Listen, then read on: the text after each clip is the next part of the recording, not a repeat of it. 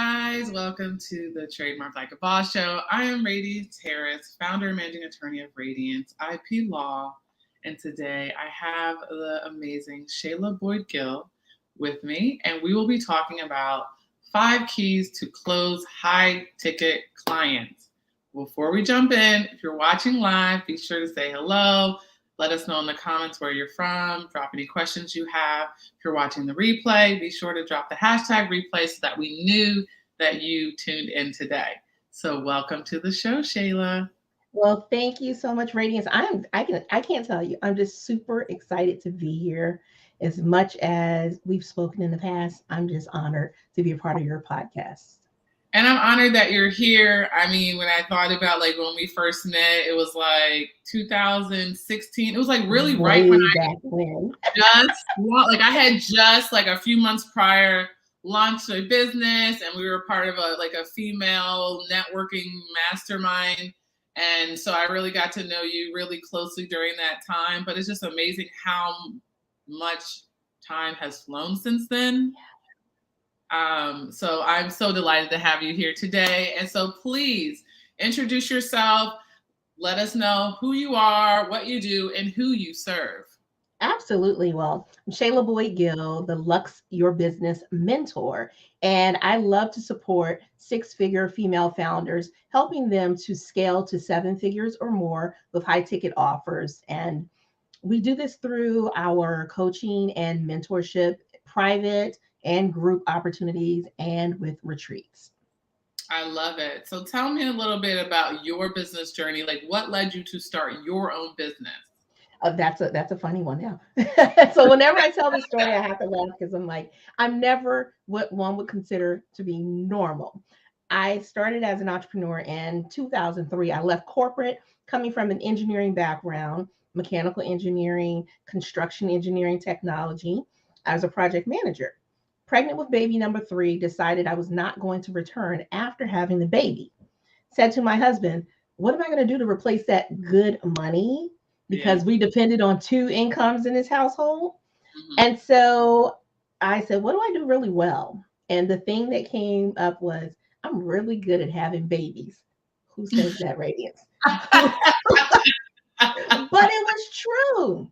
I spoke with women in my community, and what I learned was many of my peers had really hard labors. They didn't feel empowered in the process, and they felt like it was traumatic. Anytime you hear people share stories about having a birth, oh, I had to have an emergency this, oh, this thing happened. Right. And my story was like, oh, it was the most beautiful thing ever. Woo. And everyone's looking at me like, weirdo, what's wrong with you? So, as with anything that we do, Radiance, I asked myself, why was my experience different? And I looked at the factors. I decided who was going to educate me on the birthing process.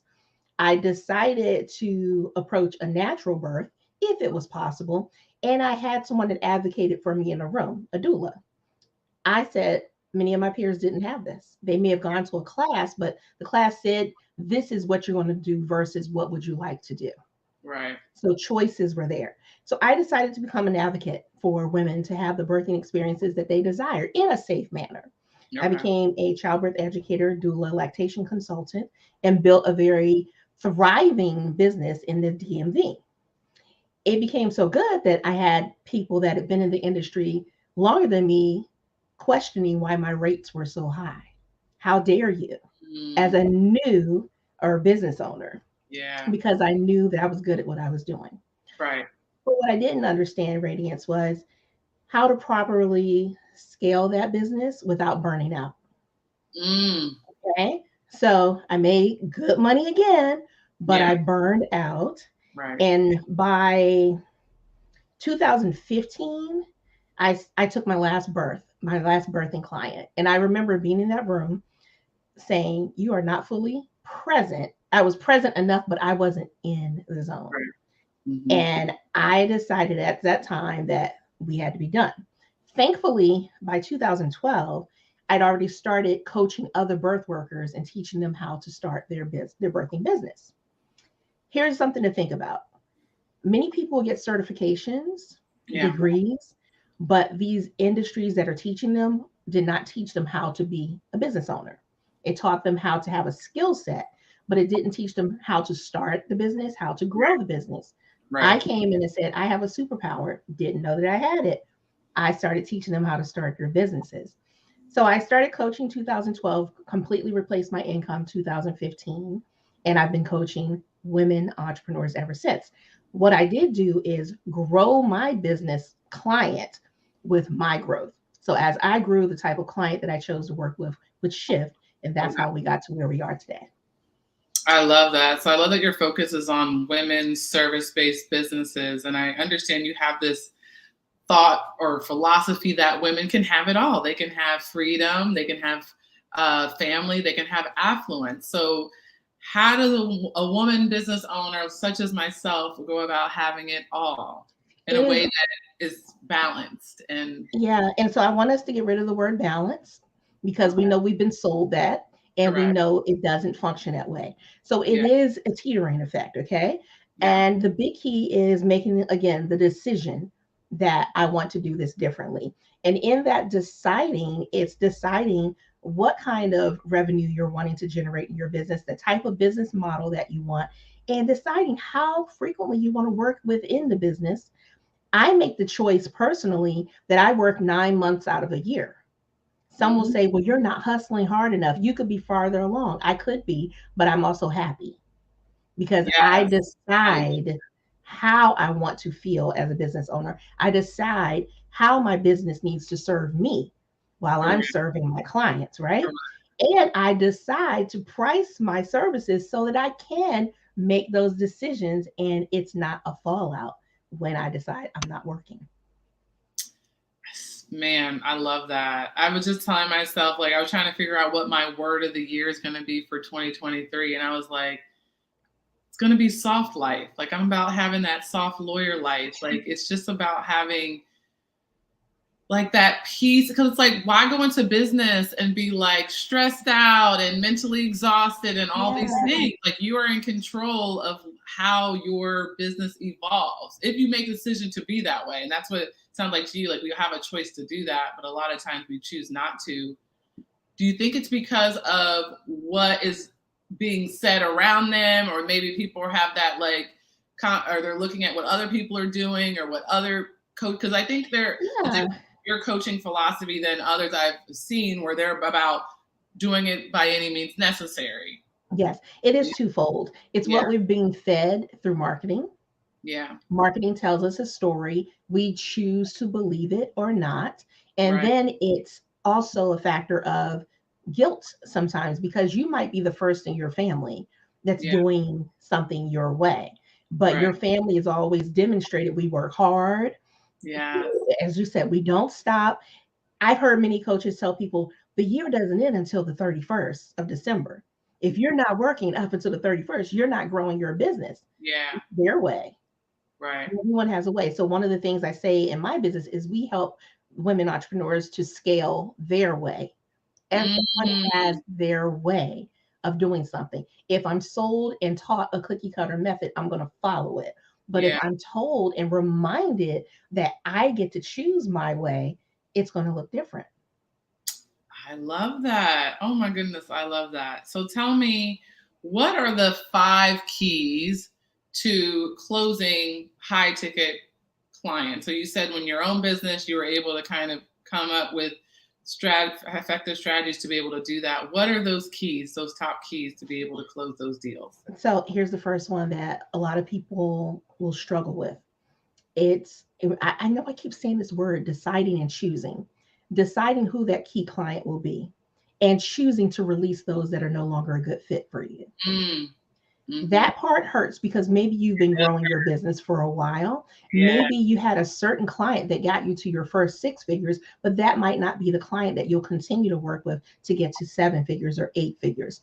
And so you have to choose to release that client, give them a resource, refer them to someone, create partnerships. You don't have to serve everyone, you need to serve the right ones. So, number one is deciding and choosing who are those people going to be.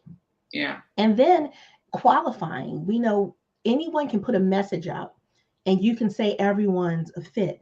But if you're not qualifying, you'll find yourself wasting time on lots of calls trying to close clients. And so people will teach you, book up your calendar. Does it make sense to book up your calendar with everyone, or does it make more sense to book up your calendar with fewer people that are a right fit? Correct. Yeah. Your closing ratio, as we know, is going to be higher because you're only deciding to speak to the people that are definitely a fit for you. So you're going to have less time in your business and have more time to do the things that you really love to do. Right. The third thing is really you want to focus on, in that invitation, the art of serving versus the art of selling. We're taught the art of selling, how to A, B, C, D, E. It's very robotic. Right. It doesn't feel personal.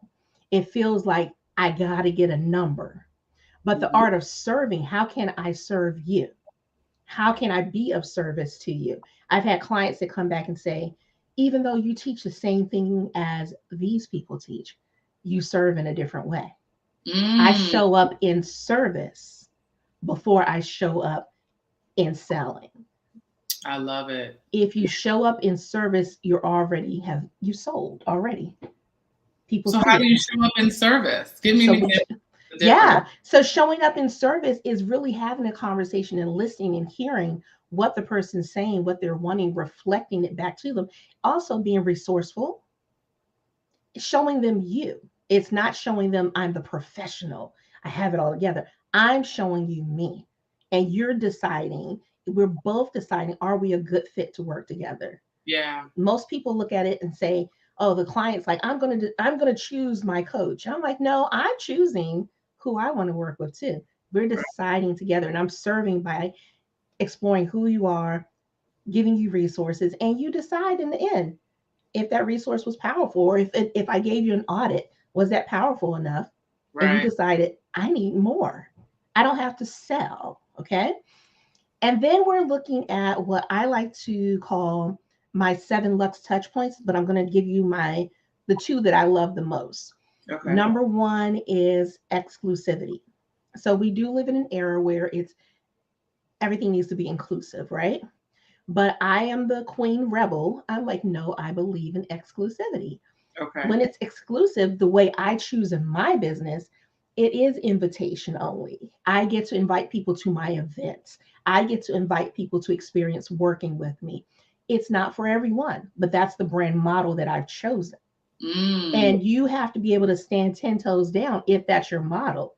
You may have a model that is open to everyone, which means it's more inclusive, which is fine too. But whatever the model is, stand in it, own it, and show up in that way. Be consistent with the way you're showing up. The final one is around your pricing. So you can price for value or you can price for lux. My clients, we price for lux. Pricing for value, people that are looking for value, they're looking for a deal. Yeah. So what have we been taught? The 7s, the 9s, make it look like it's a deal, a steal. It's not quite $1,000. We know it's $1,000. Okay. Right. So let's be real, radiance, right? It's $997. No, it's $1,000. Right. So if you go to a luxury boutique, you go online and you look at pricing for like Cartier or something like that. You don't see 7s and 9s. You see round numbers. You sure do. No one's going on their site saying, where's the 9 and where's the 7? They have a type of client that knows what they want. They understand the value that's being provided. They don't question the price point. They go after a more exclusive opportunity to have something that everyone cannot have. That's what I am teaching. I love that. That is amazing. So how would you, the point that you made about the exclusive model versus the inclusive, to just invite people to work with you, like, how is that? I'm trying to really wrap it around, right? Yeah. So your inclusive versus exclusive. Exclusive, I would say, is more boutique, a boutique business model. So you might have a model that serves millions, which is fine. Yeah. Or you have a model that may serve thousands. Okay. So the point is, you don't need a lot of clients to make a lot of money. You can make more money with fewer clients if your pricing is right. Right. And if you're targeting the right clients. I have 6 kids, Radiance. I don't want to work with a lot of people. Right. It's simple as that. So I choose to keep a more boutique style business model. I love it. Yeah, I agree with you. I'm the same way for sure. So tell me about at what point in your business you decided to trademark and what was the motivating factor for you? Well, it was something that I considered for many years, but I didn't think that I was at the point where I needed to. But let's be real. Let's have a real conversation. It was until I saw Radiance. I participated in your workshop. Mm-hmm. And while listening to you deliver the content and also train us real time, Yeah. I said, oh, I have been winging it for years. I have been risking my life and my business unknowingly, Right. because you're always like, no one's going to come after my stuff. I'm not big enough. But in Yeah. reality, I learned that it was something I needed to prioritize. And so Right. as soon as we finished it, I'm like, we have to do this now. This is a priority. And it's because I always message you and I'm like, Radiance, I am so glad that I took this workshop, because Yeah. if I had not taken this workshop, I wouldn't have this. I actually have my little thing over here too, because I was like, I never showed you, but it's here. I'm Yay. like, we got Yay. it. We got it, because you were the person that kind of said, get it together. Yeah. And there's so many of us that are at this stage where we may have thriving businesses, but we're lacking on that part there, Yes. because it's an afterthought. It is. But it's like, if it's your livelihood, your business is your livelihood, right? It's what puts food on the table, pays your mortgage, all these things. Like, why would you want to put that up for chance that someone can Absolutely. steal your brand? Absolutely. But I'm so excited that one, that you attended my workshop, and two, that you were able to file it successfully. Because I get that question a lot. Like, am I able to attend your workshop or read your book? Am I able to successfully file? And you and countless others are examples of people who, really paid attention and did it themselves and successfully executed. So And I've told you, I'm like, I have many more to do. I'm like, we are passing this along. I proved the concept, and I'm like, that's cute. Now we need Radiance to do this, because enough is enough. That was cute of me sitting there checking. I'm like, yeah, great. She's an amazing teacher, but this is her job. So moving on. I love that. Oh my gosh. Well, thank you so much for your time today. I've had a blast with you. Before we wrap up, please let our viewers know how to get in contact you. If there's anything that you are working on right now that you would like to share, feel free to do that as well. Sure. So they can easily go to my website, ShaylaBoyd-Gill.com. Do not put the hyphen in there, but ShaylaBoyd-Gill.com/quiz. And I'd love to connect with you there. Perfect. Well, thank you again for joining me today. Thank you. And thank you all for tuning in to this week's episode. This is actually the final episode of season 2. So Shayla, you are closing out. I wrapped it up. Hey. Of the Trademark Like a Boss show. Thank you so much for tuning in today and this season. Until next time, take care. Bye, guys.